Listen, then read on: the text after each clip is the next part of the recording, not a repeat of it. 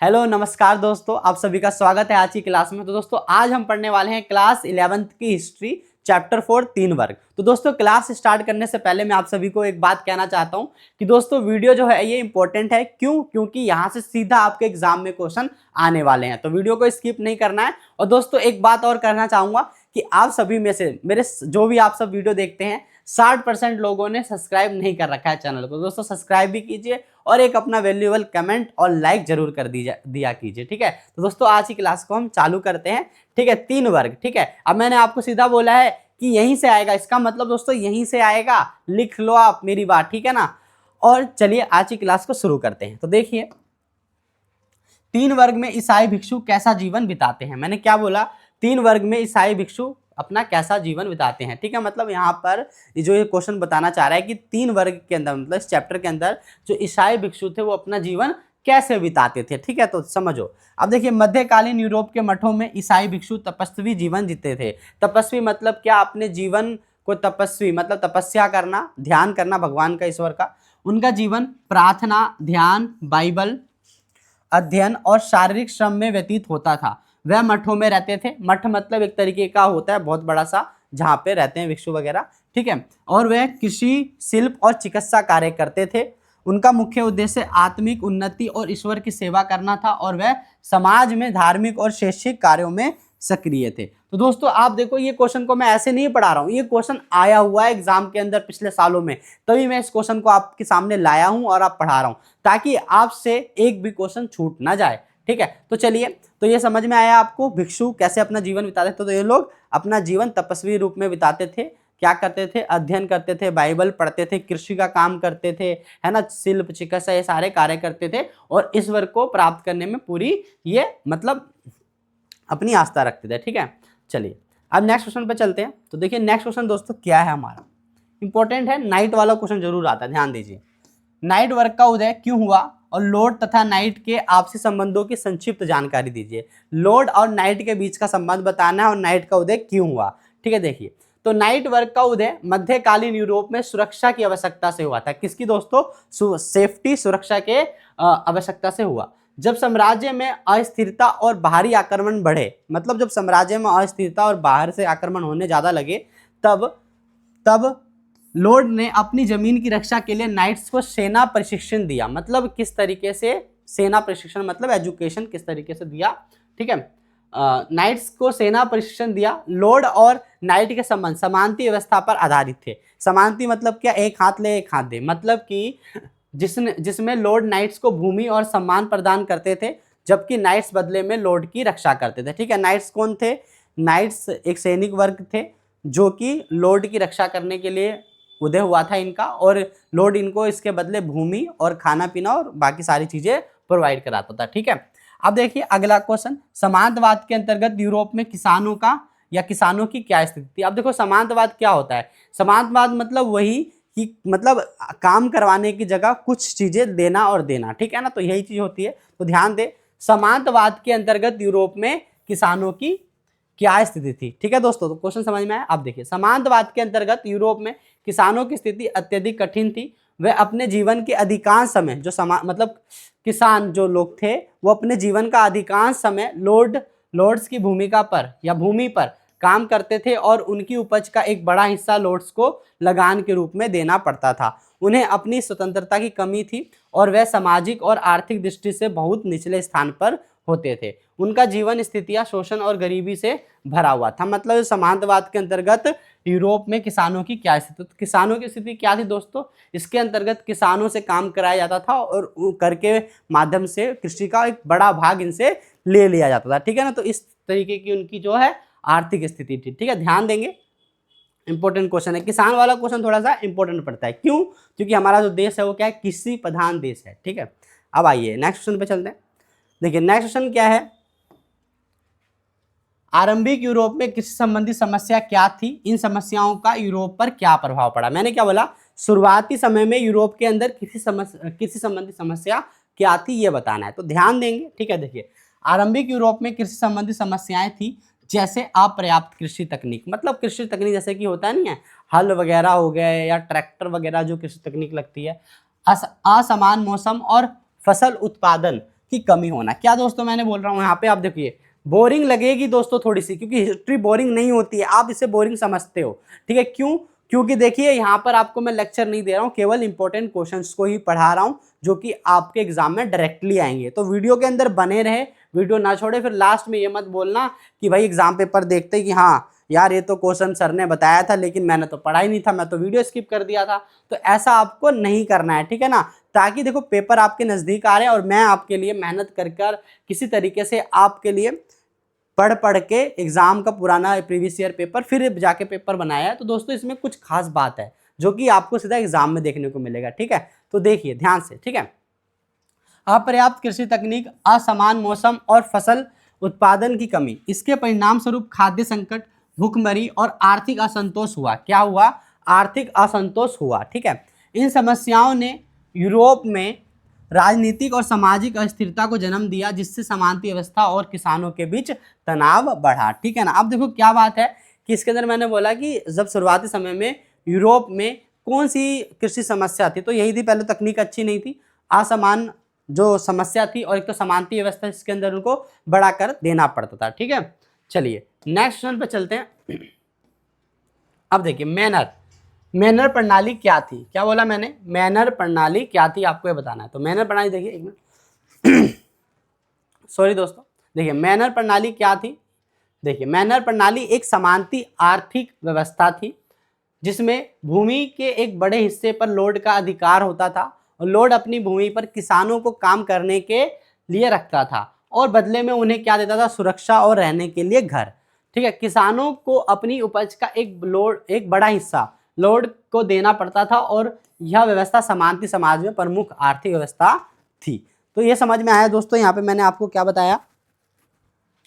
आपको मैंने क्या बताया? मैनर प्रणाली क्या थी। तो मैनर प्रणाली कहता है कि लॉर्ड के पास जो बड़ी भूमि थी उसके ऊपर कृषि काम करते थे, मतलब किसान लोग कृषि करते थे, और कृषि का एक बड़ा हिस्सा किसको? लॉर्ड को देते थे, ठीक है। तो यही आपका मैनर प्रणाली थी, ठीक है। ध्यान देंगे इस क्वेश्चन पे, आ सकता है सीधा 3 नंबर में। अब देखिए फ्रांस में कैथीड्रल नगर किस प्रकार अस्तित्व में आया? मैंने क्या बोला दोस्तों? फ्रांस में कैथीड्रल नगर किस प्रकार अस्तित्व में आया? कैथीड्रल नगर, तो इसका नाम याद रखना, ठीक है। देखिए फ्रांस में कैथीड्रल नगर धार्मिक और व्यापारिक केंद्र के रूप में अस्तित्व में आया। कैसे आया? धार्मिक और व्यापारिक। धार्मिक मतलब तो समझते ही हो आप, मतलब पूजा का स्थल हो सकता है, मंदिर मस्जिद ये सब हो सकता है, गुरुद्वारा हो सकता है, ठीक है। व्यापारिक केंद्र के रूप में अस्तित्व में आया। इन नगरों में कैथीड्रल चर्चों का निर्माण हुआ, जो न केवल धार्मिक स्थलों के रूप में बल्कि सांस्कृतिक और सामाजिक रूप जीवन के बदले, मैंने क्या बोला? सॉरी दोस्तों, गले में कुछ है, शायद पता नहीं क्या है, बल्कि सांस्कृतिक और सामाजिक जीवन के केंद्र बने। ये नगर व्यापार और शिक्षा के केंद्र के रूप में विकसित हुए, और इसका अस्तित्व फ्रांसीसी समाज की धार्मिक और सांस्कृतिक धारा के महत्वपूर्ण हिस्से के रूप में हुआ। अब देखो जो कैथीड्रल नगर था ये किस रूप में विकसित हुआ? धार्मिक और व्यापारिक केंद्र के रूप में विकसित हुआ, ठीक है ना। और यहाँ से क्या हुआ?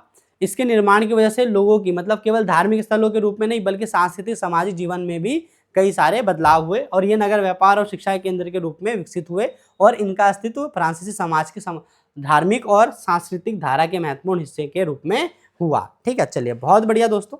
अब देखते हैं नेक्स्ट क्वेश्चन। तो ये हमारा था फ्रांस में कैथीड्रल नगर। तो कैथीड्रल नगर वाला क्वेश्चन आया तो छोड़ना नहीं है, ठीक है। अब देखिए दोस्तों, आ जाओ।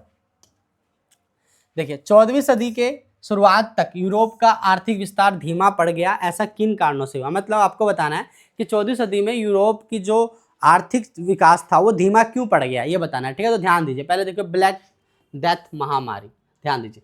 1347 से 1351 के बीच, क्या बोला? 1347 से 1351 के बीच यूरोप में फैली ब्लैक डेथ महामारी ने लाखों लोगों की जान ली, ठीक है, जिससे श्रमिकों की भारी कमी हो गई और उत्पादन में गिरावट आ गई। देखो ब्लैक डेथ बीमारी की वजह से श्रमिकों में भारी कमी आ गई, ठीक है। इससे वजह से क्या हुआ? आर्थिक विकास में गिरावट आ गई। अगला देखिए युद्ध और संघर्ष। देखिए 100 वर्षों का युद्ध, ठीक है ना, 1337 से 1453 और अन्य क्षेत्रीय युद्धों ने संसाधनों का अत्यधिक दोहन किया, व्यापार में रुकावट डाली और आर्थिक अस्थिरता पैदा हुई। मतलब जो इनका जो युद्ध चल रहा था आपस में कई देशों के साथ, उसकी वजह से भी क्या हुआ? इनको आर्थिक क्षति पहुंची और व्यापार में रुकावट आई, ठीक है। इसकी वजह से भी क्या हुआ? आर्थिक विकास को धीमी मिली। तो पहला पॉइंट ब्लैक डेथ महामारी, ठीक है, अगर ऐसा क्वेश्चन आए, युद्ध और संघर्ष, ठीक है। अब चलिए नेक्स्ट पॉइंट पे। तो देखिए दोस्तों, नेक्स्ट पॉइंट है कृषि संकट। कृषि संकट के बारे में देखिए, बार बार अकाल और खराब मौसम के कारण कृषि उत्पादन में गिरावट आई। किसकी वजह से? अकाल पड़ने से या मौसम के खराब हो जाने से वजह से क्या होती है? गिरावट आ जाती है बार बार, ठीक है। खाद्य संकट ने आर्थिक स्थिति को और कमजोर बना दिया। खाद्य मतलब क्या? वही अनाज वगैरह, ग्रेन वगैरह जब नहीं मिलता है तो हम उस स्थिति में कहीं बाहर से या दूसरे देशों से वो चीज़ मंगा दें, इससे हमारी आर्थिक स्थिति को नुकसान होता है, ठीक है। अब देखिए व्यापार मार्गों में असुरक्षा। देखिए युद्धों और महामारी के कारण व्यापार मार्गों में असुरक्षा उत्पन्न हुई, ठीक है, जिससे अंतर्राष्ट्रीय व्यापार में कमी आई। क्या आई? जिससे अंतर्राष्ट्रीय व्यापार में कमी आई। मतलब अब युद्ध होते हैं तो क्या होता है? रास्ते ब्लॉक हो जाते हैं, ठीक है, फिर दिक्कतें हो जाती है। अगर मान लो कभी उस सी रूट से, पहले तो क्या होता था कि सी रूट से ही सारे व्यापार होते थे, तो लूट लेते थे बीच में युद्ध के कारण, ठीक है। अब देखिए अगला है नैतिक संकट।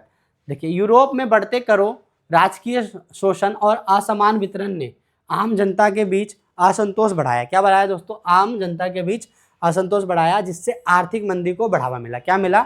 आर्थिक मंदी को बढ़ावा मिला। आप ध्यान देंगे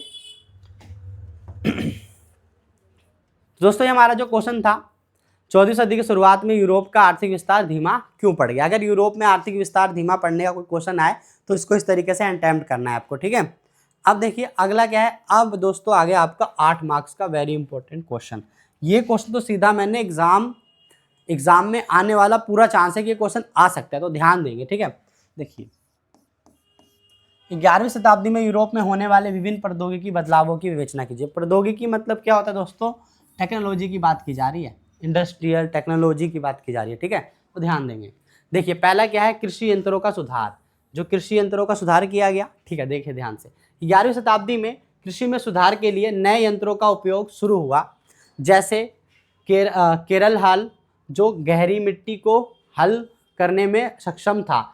इसमें कृषि उत्पादन बढ़ा और अधिक भूमि पर खेती हुई। जो हल होता है ना दोस्तों, जो जिसमें हल इस तरीके से लगाते हैं, हल उकेड़ते हैं, जिससे आपने देखा होगा जोतते हैं बैल से, गाय से, जो भी हल जोतना, ये हल बनाया गया, ठीक है। और क्या हुआ? गहरी मिट्टी को हल करने में सक्षम हुआ और इससे कृषि उत्पादन में बढ़ोतरी हुई, ठीक है। तो पहला क्या है? कृषि यंत्रों का सुधार, हल का निर्माण किया गया, नए यंत्रों का शुरुआत की गई, जिससे क्या हुआ? कृषि में वृद्धि हुई, ठीक है। अब देखिए अगला क्वेश्चन, पानी और पवन चक्के का उपयोग। तो मैंने क्या बोला? पानी और पवन चक्के का उपयोग। देखिए ध्यान से, पानी और पवन से चलने वाले चक्के का उपयोग बढ़ा, जिससे अनाज पीसने की प्रक्रिया तेज हो गई और उत्पादन में वृद्धि हुई। दोस्तों अगर आवाज़ आप लोगों को खराब आ रही है तो इसके लिए मैं माफ़ी चाहता हूँ आप सभी से, लेकिन मैं क्लास को बीच में छोड़ नहीं सकता हूँ, ठीक है, इसलिए मैं आपको लगातार पढ़ा रहा हूँ। तो ध्यान दीजिए, पानी और पवन चक्के का उपयोग, कृषि यंत्रों का सुधार, ठीक है, ये तो समझ में आ गया होगा। अब नेक्स्ट पे चलते हैं। देखिए वस्त्र उद्योग में नवाचार। देखिए बुनाई और वस्त्र निर्माण तकनीकों में सुधार हुआ, इसमें वाणिज्य और